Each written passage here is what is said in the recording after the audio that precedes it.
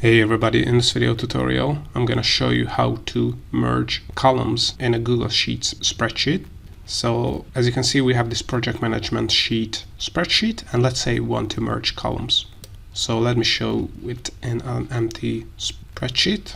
So if you want to merge columns, it's really easy to do. All you have to do is select the columns you want to merge, and you can select multiple columns by holding down Shift while pressing the column. So as you can see, I'm holding down Shift right now and I can select multiple columns.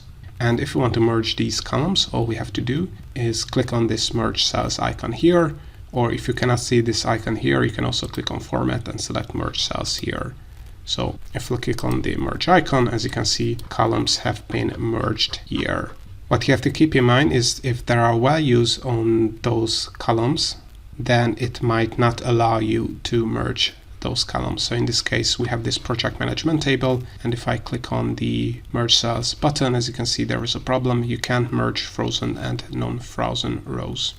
This is because we have a table here, but let's say if we have text in two columns and we want to merge these, if you click on this, Google Sheets will give you a heads up that merging cell will only preserve the top leftmost value. And if you click on OK, as you can see, only the value in the first column was preserved, the other value was deleted.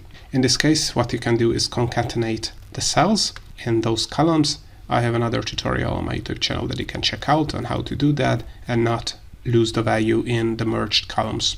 But all in all, this is how you can merge columns in a Google Sheets spreadsheet.